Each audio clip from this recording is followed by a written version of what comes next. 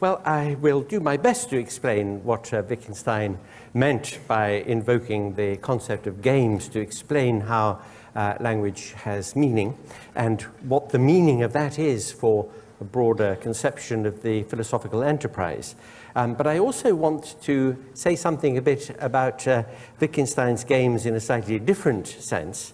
I shall, towards the end, talk about why it is that Wittgenstein had his interest in the question of language and the importance of understanding language for philosophy, because there was a second motivation that lay behind the work that he did. Now, Wittgenstein is very much a philosopher's philosopher in the sense that to understand him, in order to make sense of the enterprise on which he embarked, and I should actually use the plural there and say the enterprises, because there is quite a dramatic difference between his first and his second attempts to explain how it is that language has meaning and what the implication of that is for philosophy. But to explain that, one has to put him in context, and the context indeed is provided by the work that another great Cambridge figure did in the early part of the 20th century, and that is the work done by Bertrand Russell. Now, Russell, as you know, was very ambitious indeed to try to show that you could place mathematics on a logical foundation. And his great work, the Principia Mathematica, which cost him and A.N. Whitehead each £50 to have published. I mean, this is a pretty egregious example of vanity publishing, if you consider it. And £50, after all, back in the palmy year of 1910 was quite a large sum of money. And he and Whitehead had to take the manuscript of that magnificent book to the press in a perambulator. So heavy was it. But Russell himself pointed out that only 3 people had ever read beyond Proposition 56 in the Principia Mathematica. That was himself and Whitehead and a madman in Texas. So this huge endeavor of Russell's, and which turned out, alas, to be a proof of the failure of the attempt, at any rate so far, to carry out what was known as the logicist project, that is, to show how you could base mathematics on logic. And one of the outstanding reasons why that's so, of course, was the work done by Kurt Gödel in the 1930s. But in the process of doing that work, a great deal of very important philosophy came out. This was a wonderful example of what the French poet Paul Valéry once said, which is that a difficulty is a light, but an insurmountable difficulty can be the very sun in what it reveals to us of matters of importance. And this was certainly the case with that great endeavor, because in the course of it, Russell identified a number of approaches, came up with a number of ideas, which have proved of the very first importance in philosophy ever since. I'll open a footnote here and just remark that those of you who are engaged in one or another way in philosophy might occasionally ask yourself the question, why is it that outside philosophical logic and the philosophy of language, Russell is not so much mentioned any longer? I think a large part of the reason is that Russell is, in fact, the wallpaper of recent analytic philosophy. There is so much of what he did that we now no longer bother to quote or cite him on it. All you need do is to look through the index of his book, The Principles of Mathematics, which, published in 1903, set out in more schematic form what he and Whitehead tried to carry out in the Principia Mathematica, to see there listed all the major topics in analytic philosophy. And so he really is a very seminal figure indeed, in an almost literal sense of that term. Now, the important thing that came out of Russell's work for Wittgenstein's own work was that Russell came to the conclusion that we needed to find a way of explaining how it is that we can connect what we say to what we're talking about, to effect a connection between language and the world, which respected some very basic common sense intuitions about what the world is like. Early on, Russell had been persuaded by a view taken by the Austrian philosopher Alexius Meinong that words have meaning by denoting things, that fundamentally the semantic relation is a relation of denotation. So if I use the word lepton, then that word, the meaning of that word is the object that it can be used to refer to. That is an object of this kind here that I'm standing in front of.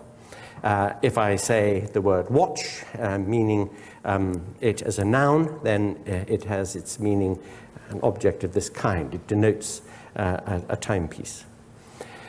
And one consequence of this was that since there are many words in the language that don't denote spatio-temporal objects, physical objects in the world, that nevertheless they must, by virtue of the fact that they are meaningful, like for example the word unicorn or the name Harry Potter, that these expressions must denote something. And if they are not actually existing entities in the world, then the things denoted must in some sense, as Meinong put it, subsist. That is, they must have some kind of metaphysical being so that they can be the denotator of the words that we use to refer to them by. And Russell accepted this view until he realized, in fact it was pointed out to him by yet another great Cambridge luminary, G.E. Moore, that this had a very uncomfortable result, which is that merely by talking about your infinite number of siblings, you thereby bring them into subsistence. And this makes for a very overcrowded universe. Indeed, W.V. Quine later described it as an ontological slum. There are far too many entities to be referred to in this simple way. And Russell said, well, this came to offend my vivid sense of reality. There can't be lots of subsistent entities, subsistent unicorns, because we talk about unicorns. And for this reason, he gave up not the idea that the meaning of a word is the object it denotes, but he gave up the idea that most words, in fact almost all words except two, are actually denoting expressions. And the two words that are alone denoting expressions are the demonstrative pronouns this and that. Because every time you use them, there is guaranteed to be something that they denote. Of course, we should admit they're plurals as well, so I suppose there are four denoting expressions, this and that, these and those. So by turning all apparently denoting expressions, nouns and names, into non-denoting expressions, Russell had to come up with an explanation of how this works. And he did it by saying that these apparently denoting expressions are actually concealed descriptions. They're descriptive phrases. And this allowed you to overcome the great difficulty of having an account of meaning based on denotation without the ontological slum attached to that way of thinking about things if you stuck with Meinong.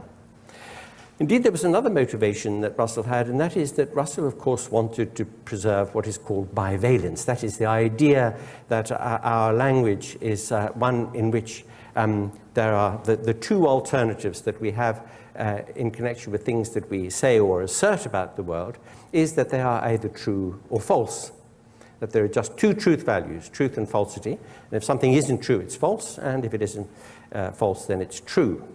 Now, this is quite a claim. You will be aware of the fact that there are other possibilities for a proposition's not being true. It might fail to be true because, for example, it's meaningless, or it might fail to be true because there may be more than two truth values. Indeed, now we have multivalent logics with even an infinity of truth values possible in them. And so the genuine opposition is not between true and false, but between true and not true. But Russell was very anxious to preserve bivalence because he wanted the logic that he was using to explain language to be a classical two-valued logic. And the reason why he wanted that, in turn, was that in order to show that many of the nouns and names in our language, other than this and that, are in fact concealed descriptions, you have to provide an analysis of the surface forms of language into what underlies them logically. So, for example, supposing you were presented with the following puzzle. Supposing somebody claimed that the present King of France is wise. Now, unless you think that Monsieur Hollande is actually the present King of France, then you're inclined to think that there isn't one. You're therefore inclined to think that it's not true that the present King of France is wise. But not because there is an unwise present King of France, but because there isn't a King of France. And so what Russell had to do was to dig down into the underlying structure of the sentence, the present King of France is wise, to show why it's false, for a reason other than the wisdom or unwisdom of anybody who fits that description. So he did it by saying this: if you look at the structure, the logical structure of this sentence, and if you represent that structure in purely logical terms, get rid of the English words that make up the sentence, so just look at the form of the thought, the proposition which is being expressed in this sentence, then you notice that what you're doing is this. You are saying, there is something at the moment, let's call it X. There is an X, which has the property of being present King of France. And for anything whatever which is present King of France, that thing is identical to X. Now that little bit of logical machinery takes care of the word the in English, because the seems to imply uniqueness. And so in order to capture the idea that there is one and only one thing being talked about, you have to say, if anything has that property, then it is the same thing as X. And whatever has that property has the further property of being wise. So there is an X, such that X is King of France, and for anything whatever Y, if Y is King of France, then it is the same thing as X, and X is wise. And now this gives you two ways of showing why the whole proposition is false. Either, if there is a present King of France, that he is not wise, or if there is no King of France at present. And this overcomes the problem. You're all familiar with this problem, perhaps, when you're asked a question, and there is a presupposition lying behind the question which is not fulfilled. The classic example is someone says to someone else, have you stopped beating your wife? And of course, if you've never done so, you can't say no, because that means you're still doing it, and you can't say yes, because it means that you once did it. So you have to say, well, hang on a second, there's an assumption lying behind what you say, which is that I once did it, or that I do it, and that assumption is not fulfilled, and so I can't answer your question. That seems to be a way to deal with that difficulty. Russell's way of doing it was to say, if you look at the underlying logic of the assertion in question, then you see that there are two different ways in which the surface proposition can be false. Now, I've had to explain this, and this, by the way, is known as the theory of descriptions, described by yet another Cambridge luminary, Frank Ramsey, as a paradigm of philosophy, as a perfect example of a piece of conceptual analysis. And it is a rather beautiful piece of philosophy. This I've had to explain because it is what, when Wittgenstein came to Cambridge and worked for 5 terms with Russell, sparked off the work that resulted in the only bit of philosophy that he published in his lifetime, the Tractatus Logico-Philosophicus, which I know you were all reading in the bath last night in preparation for this, so it would be quick and easy to explain what he was attempting there. Now, Wittgenstein, of course, as some of you may know, been brought up in an extremely wealthy and influential family in Vienna. His father was an industrialist, a very wealthy man, a donor to the secession in Vienna. And he had tried to educate his children at home very unsuccessfully, so unsuccessfully indeed that Ludwig himself, when he finally was sent to school, couldn't get into a decent school at all, and in fact had to be sent off to Linz to get into what the sort of equivalent of what used to be called a secondary modern, where he was an immediate contemporary of Adolf Schicklgruber, later known as Hitler, although in fact I don't think they knew one another because they were, although the same age, in different classes. And then, because he couldn't get into a university since he didn't have sufficient qualification, Wittgenstein was sent to a technical college in Berlin-Charlottenburg, where he became interested in aeronautics. He became interested in aeronautics because he had originally had a great desire to study physics with Boltzmann in Vienna, and he had heard that Boltzmann said that the new science of aeronautics required heroes and geniuses. I mean, people who were both heroes and geniuses at the same time. This is because in those early days of heavier-than-air flight, you needed to be heroic enough to accept breaking your neck on a fairly regular basis, and genius in order to understand the principles of aerodynamics. And Wittgenstein very much wanted to be a hero and a genius, and so he got interested in aeronautics. and as a result went off to study at Manchester University, and it was while designing a propeller at Manchester that he became interested in the mathematical properties of propellers. This led him on to an interest in mathematics itself. And he thought that he had, and this is rather characteristic of Wittgenstein, solved the problem of the basis of mathematics, wrote an essay which he sent to Gottlob Frege in Jena University, and Frege very kindly invited him to come and talk and explained to him that his paper was complete rubbish and he needed to go and study with somebody who knew something about the philosophy of mathematics. And Frege recommended Russell. And so Wittgenstein came to Cambridge in 1912, and he spent 5 terms dazzling Russell with his powerful and eccentric personality. Russell reports that Wittgenstein used to knock on his door at 2 o'clock in the morning and storm into his rooms, and Russell would say to him, "Are you thinking about logic or your soul?" And Wittgenstein would say, "Both."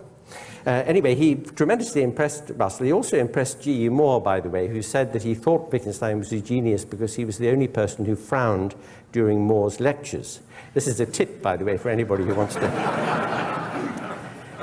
But while working with Russell, who had just at that point, of course, finished work on the Principia and explained to Wittgenstein much of what he had been attempting and thinking, talking also about the move that he was then making into more recognizable areas of philosophy, and in particular epistemology, the theory of knowledge, because he was at that time busy writing a book, which he abandoned actually as a result of some criticisms that Wittgenstein offered him on the book. But he sparked off this desire in Wittgenstein to provide a solution to the problem of language and how language has meaning and what the logic of language is. And when the war broke out, Wittgenstein went to join the Austrian army. He was a mechanic for a couple of years on the Eastern Front in an artillery unit. Then he trained, did officer training, and went to fight on the Italian front, where with the surrendering Austrian forces at the end of the war, he was imprisoned for a while near Monte Cassino. And at that time, he had in his backpack the manuscript of the book that came to be called the Tractatus Logico-Philosophicus, a name for the book, by the way, that G.E. Moore came up with in imitation of one of Spinoza's works.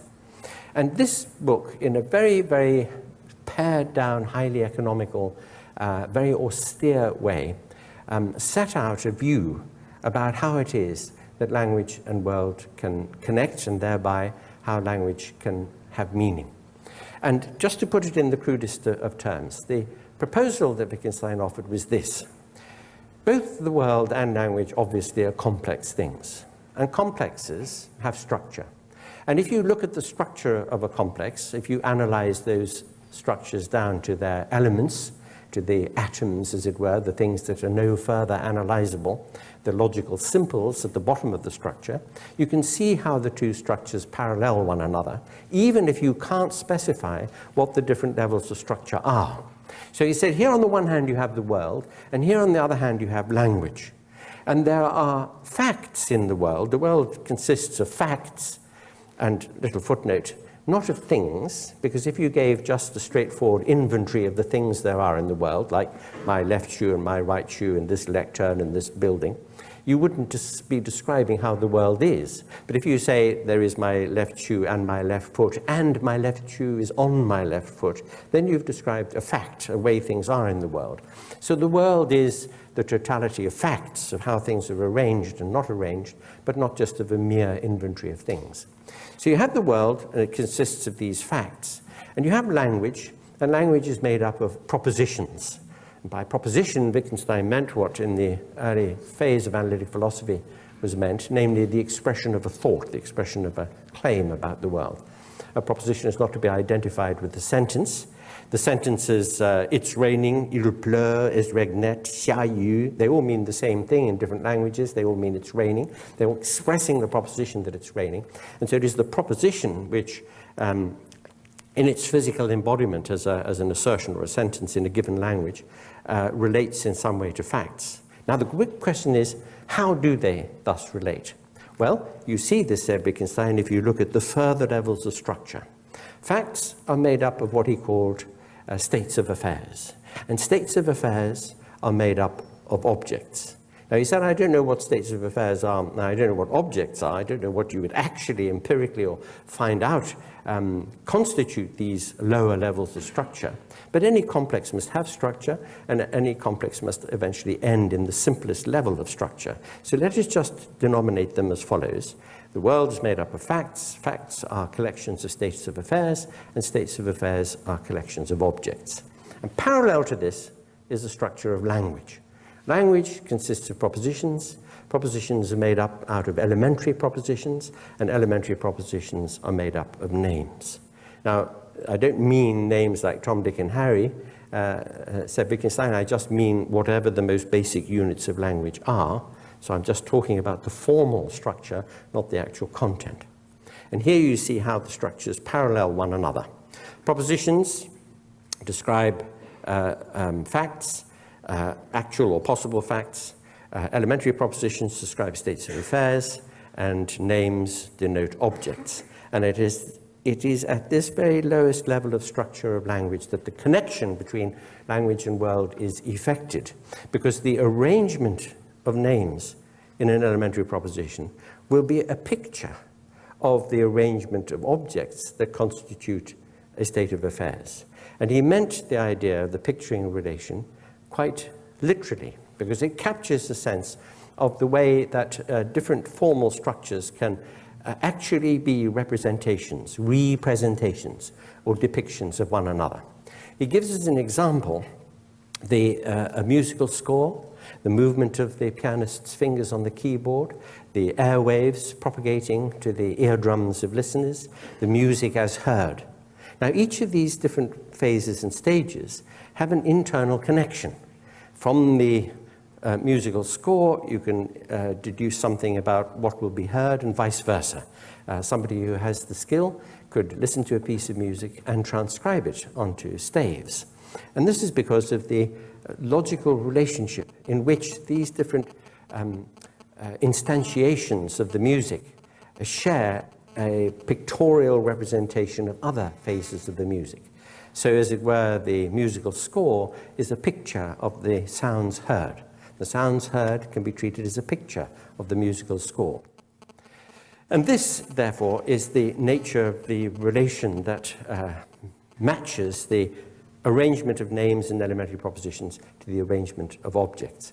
The names picture the objects. They denote them, so the denotative theory of meaning is preserved, but the explanation given of how it is that propositions up at the top of the structure can be pictures of actual or possible facts resides in that relationship at the very bottommost level of the two structures. And this, in essence, is what the Tractatus argues about how language has meaning. But there is a very, very significant other aspect to the Tractatus, which Wittgenstein himself described by saying that the most important thesis offered by the Tractatus is that half of the book which could not be written. And this is a point, it sounds rather Vedic and mysterious, and indeed, there is something rather Vedic and mysterious about it, and that is the bit, that is the game Wittgenstein is playing, which I want to come back to a little bit later. So there we have the idea of the Tractatus, the central theme of it. And Wittgenstein, again, rather characteristically, you may remember that the essay he sent to Frege was an attempt to solve the problem of the logical basis of mathematics. And he now claimed that the Tractatus had solved all the problems of philosophy.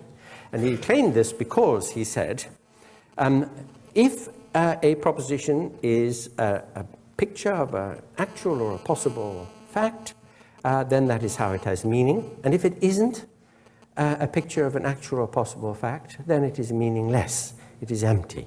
It is nonsense in the literal sense of that term. But the only possible and actual facts there are in the world are the ones that can be described by science. So the only meaningful discourse is science, or common sense anyway, which relates to science in that science gives a more detailed and circumstantial account of our common sense beliefs.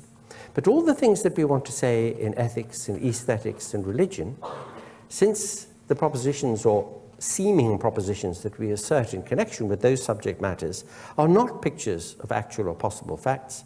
They are, in the literal sense, nonsensical. Not, however, that means that they are in some way unimportant. And this, therefore, is the second unwritten half of the Tractatus. All the things that are most important cannot be said, because the propositions in which you attempt to say them are not pictures of actual or possible facts. So that's the point that I want to come back to later. So he thought he had solved all the problems of philosophy. If you understand how language works, you see that, that you can say things of a scientific and common sense nature, but you cannot say anything about ethics and aesthetics or anything really important, and therefore that solves the whole problem. People can stop doing philosophy now, shut up shop and go home. And this is in effect what he did.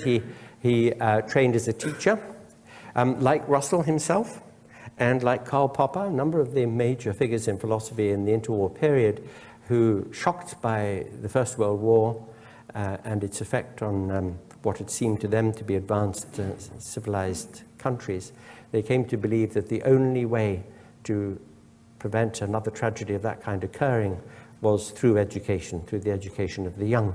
And they all, in their different ways, became educators as a result. As you know, Russell opened a school at Telegraph House, which was a house owned by his brother, then Earl Russell. And there's a famous anecdote told about it, that a bishop once visited the school, knocked on the door, it was opened by a naked child, and the bishop said, "My God," and the child said, "There isn't one." So this was meant to be characteristic of the kind of school that you would expect Russell to run. Wittgenstein himself, however, had a very unsuccessful period as a teacher. He taught for several years indeed, about 4 years in all, at different schools in the Austrian hinterland, and eventually had to abandon his school teaching career because he got into trouble, having struck a child who fainted or collapsed unconscious, and the parents were very angry and wanted to institute an inquiry against Wittgenstein and his teaching methods, which are reminiscent of my own, that I had as a youth when the cane was very liberally employed, hence the rather good memory I have.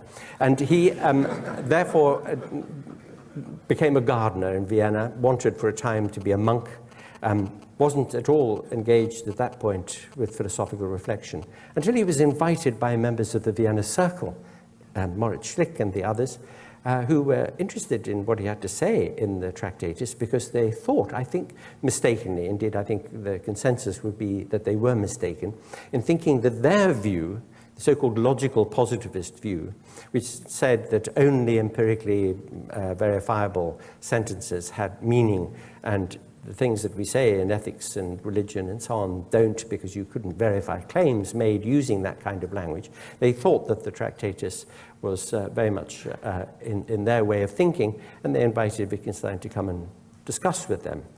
He didn't accept the invitation, although he did discuss privately with Schlick and one or two others of the circle, but not officially as part of the circle. But bit by bit they persuaded him that he hadn't actually solved all the problems of philosophy. They made him see that there might be some difficulties with the Tractatus. And so in the year 1929, he returned to Cambridge and he submitted the Tractatus for the degree of PhD. He was supervised by Frank Ramsey, then only 24 or 25 years of age. Tragically, Ramsey died the following year under an anesthetic at Guy's Hospital in London, having been ill for a while. A very, very brilliant young man indeed. And he acted as Wittgenstein's supervisor, and the Tractatus was examined by Russell and Moore. Moore was very, very opposed to the PhD, which he regarded as a frightful import from Germany via the United States of America, and didn't at all like it. And so his report on the Tractatus read as follows: "This is a work of genius, but it otherwise satisfies the requirements for the PhD." So Wittgenstein was awarded the PhD, and then he was helped by Russell to get a 5-year research fellowship at Trinity College. And while there, he began to write copiously. And indeed, over the next 2 decades, really, these notes that he made presented themselves to the philosophical world in sort of samizdat form. Some of the students that he had wrote down things that he said in his seminars. He dictated to some of his students, and little by little some of his ideas came out. But it really wasn't after he died that these works were published.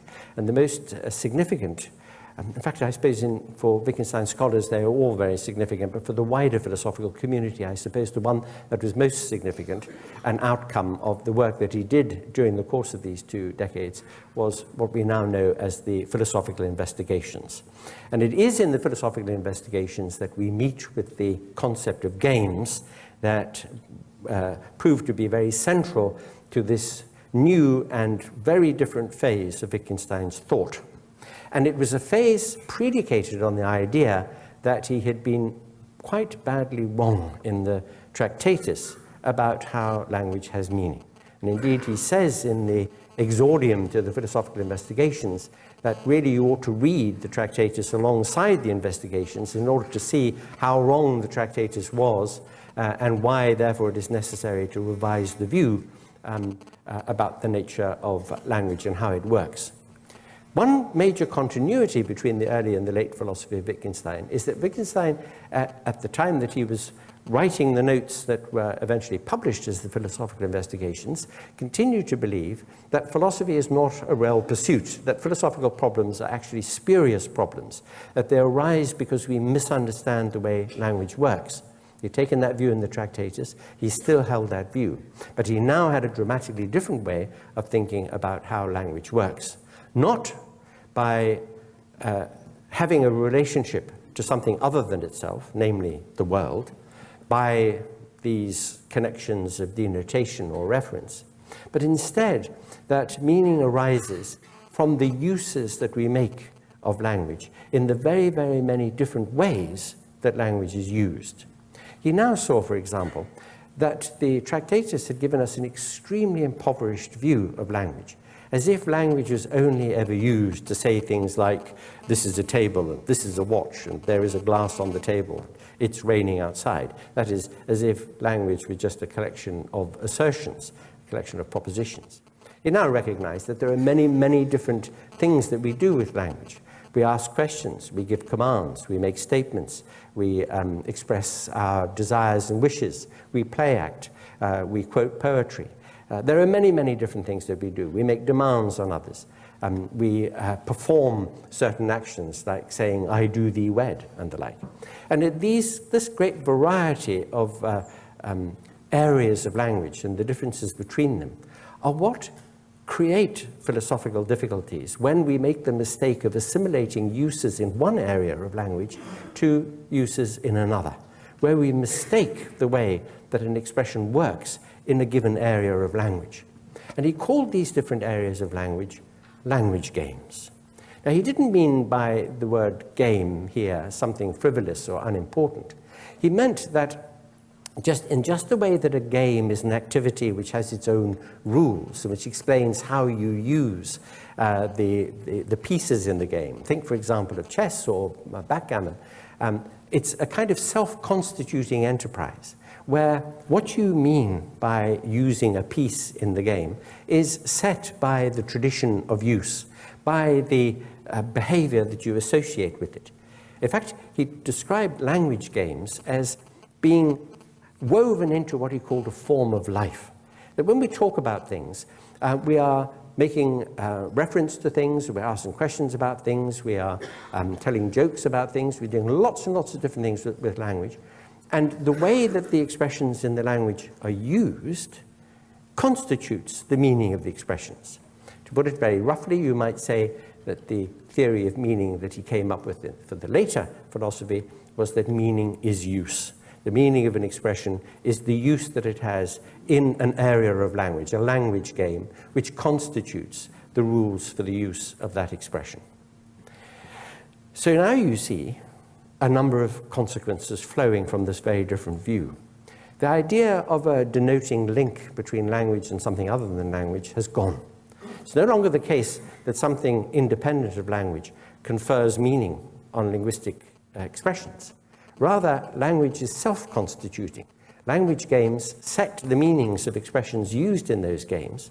And if you try to use an expression in a language game where it doesn't belong, if you take it out of its context, then you're going to be misusing the expression, you're going to misunderstand it, and thereby you're going to generate a problem. And that is the source, as he saw it, of philosophical dilemmas.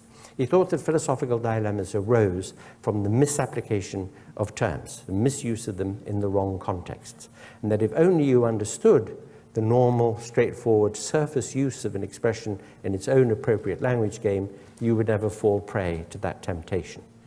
And this, he thought, solved the problems of philosophy. So once again, you can shut up shop and go home. There are a number of other implications of this view about language games as well. He talked about language games as having what he described as a family resemblance to one another. In just the same way as members of a family have something identifiably or recognizably similar in cast of expression or color of eyes or shape of face or way that they behave, so different language games resembled other language games in this family resemblance way. But he used the word games for a very particular reason, which is that of all the different games there is no one thing that all games have in common. You try, and you'll be kept awake by the task of trying to find one single thing that all games have in common that make them games. The way he put it is that games have family resemblances to one another, but there is no single criterion, there's no overarching definition that you can give of what a game is because of the great variety of games that there are. And this is how it is with language, that all the different activities that we can engage in linguistically have these family resemblances to one another, but you cannot assimilate uses in one to another. And hence, the putative solution that he gave to all the problems of philosophy. They are just all mistaken misapplications of expressions that don't belong where you think they might. Now, it turns out that at the very end of his life, Wittgenstein began to think about a problem which is very central to the theory of knowledge, the problem of doubt, uncertainty, and claims to know things. In fact, he was reflecting on some of the work that G.E. Moore had done half a century before in this area of philosophy. And the notes that Wittgenstein made on this subject were collected by his editors posthumously. He died of cancer in 1951, and they were published as a book called Uncertainty. And in it he reprised, I should open yet another footnote and point out to you that Wittgenstein was no scholar. So he didn't read very many other philosophers at all. He certainly read Russell, and thereby hangs a tale, which I'll tell you in a moment. He may have read a bit of Schopenhauer, who was extremely popular in the German-speaking world at the end of the 19th century. He certainly heard at the breakfast table in his Viennese home discussions of Schopenhauer's views.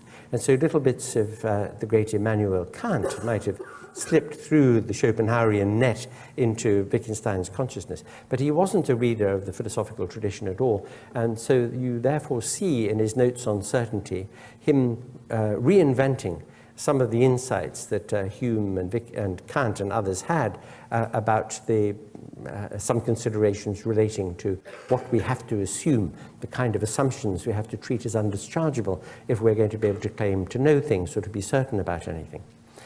But I mention this because at the very end of his life, Wittgenstein, having been committed twice over in two dramatically different ways to the idea that philosophy is a load of nonsense, was doing quite serious, quite central philosophy. It's the kind of thing that any of you would do as a first-year undergraduate, and there was Wittgenstein taking it very seriously at the end. So that was the way that this idea of games entered into Wittgenstein's later philosophy, sustaining that one great continuity of view that one can solve the problems of philosophy just by getting it right about language. Here, however, is the game that Wittgenstein was playing in devising these two different philosophies in these two different phases of his working life. You remember I said in talking about the Tractatus that Wittgenstein said that the more important half of the Tractatus was the unwritten half. At the very end of the Tractatus, one of the last things that he says, if not indeed the last thing in the Tractatus, is this: what we cannot speak about, we must be silent on. Whereof we cannot speak, thereof we must be silent. And this adverts to the point that he insisted on, both in introducing the Tractatus and at the end, that unless a proposition is an actual or possible picture of a fact, then the subject matter in question is something that we cannot talk about. And that all the things that are much more important than what common sense and science addresses, namely questions of ethics, questions of our religious beliefs, questions of aesthetic value, these are things we simply cannot talk about. We can only manifest our attitudes to them. He described this by saying that the world of the happy man is completely different from the world of the unhappy man. Meaning that how you address the world, the stance that you take towards it, your orientation on the world, is in a holistic way expressive of what you think about matters of ethics and aesthetics and religion. And the motivation that lay behind this, the second of Wittgenstein's motivations, the first being, of course, to solve the problems of philosophy by understanding language. The second motivation was that matters of ethics and religion are far too important to talk about. And indeed, his motivation there was to try to protect matters of ethics and religious commitment from what he regarded as the reductive encroachments of the natural and social sciences. That if natural science and psychology could explain why it is that people had certain ethical views or certain religious commitments, then the significance of these commitments would be reduced. He may not himself have expressed matters in quite this way, but reductionism, in philosophy and elsewhere, is sometimes described as seeing nothing in the pearl other than the disease of the oyster, taking away all the value and beauty of things by giving scientific or social scientific explanations of them, taking away all the importance to individuals of, let us say, religion by explaining religious belief and experience wholly in psychological terms only. And it was this that he, because of the time at which he lived and because of the great advance in scientific knowledge, was anxious to prevent.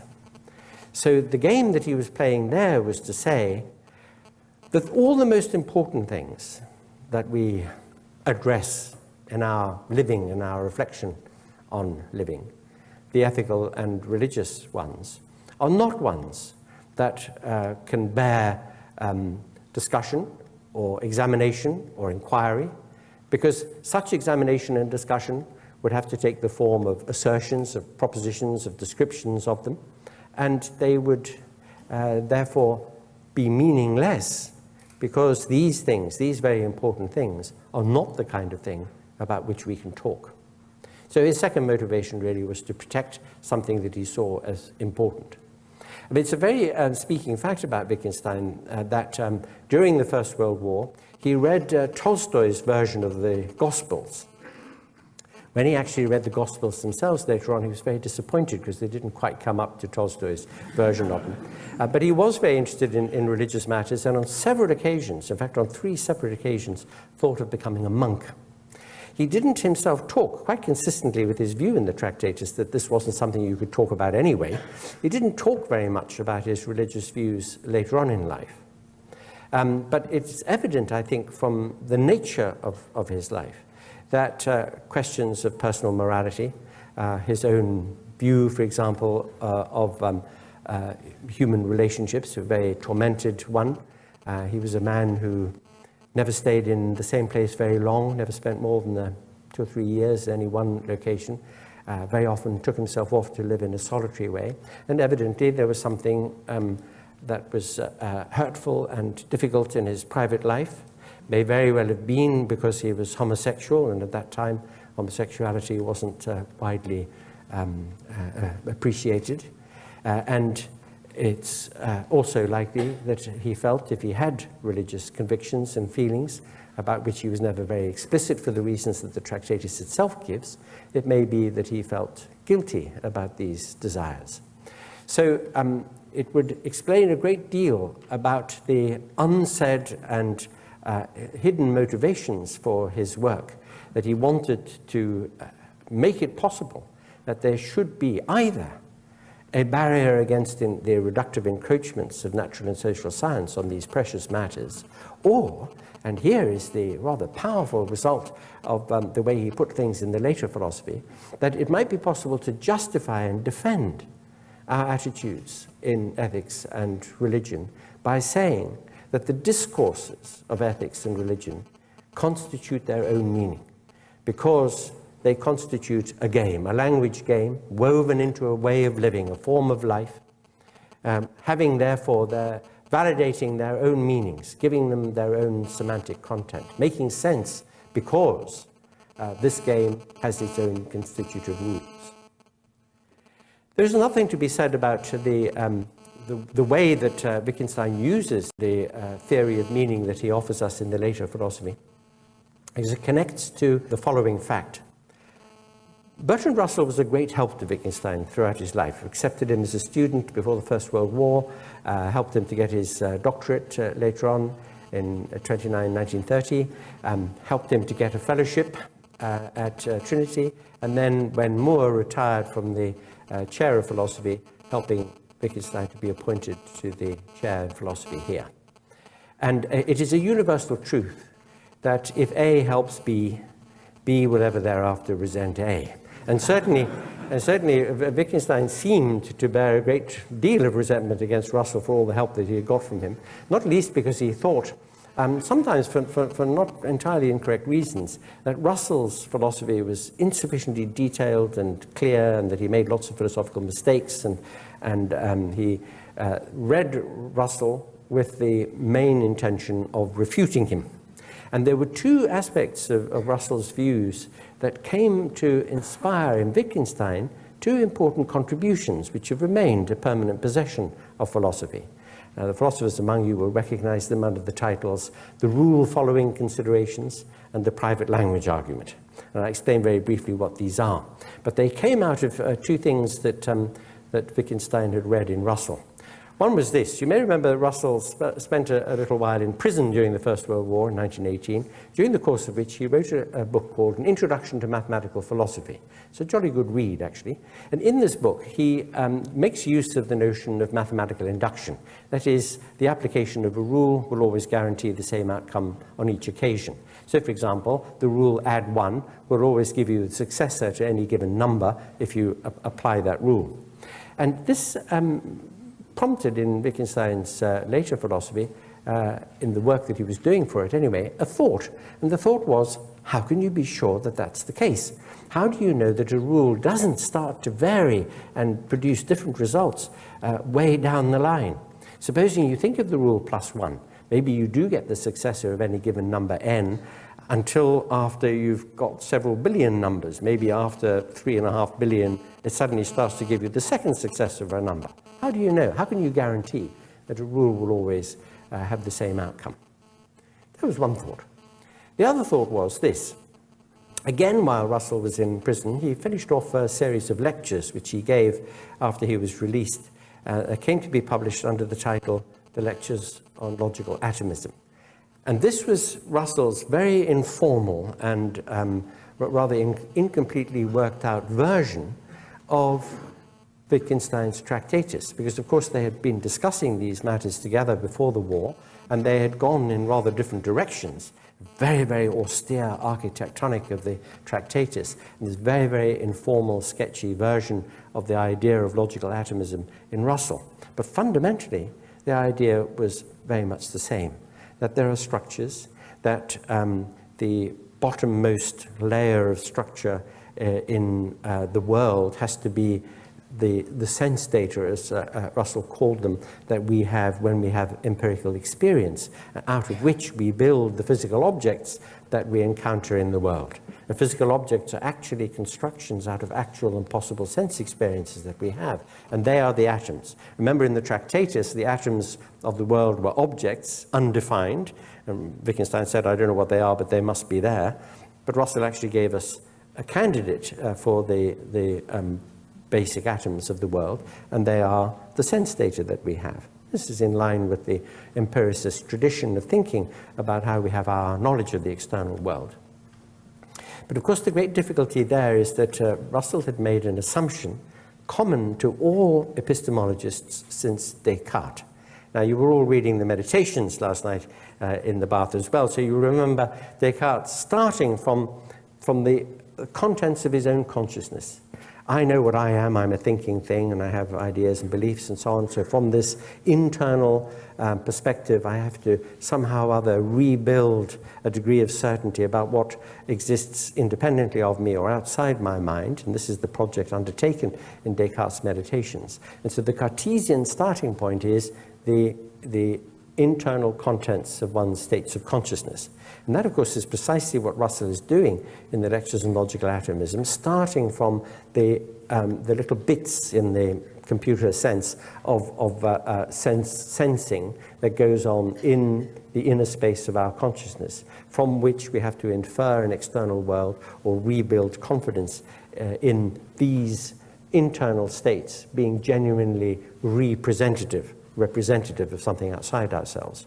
And this Wittgenstein recognized as posing a major problem.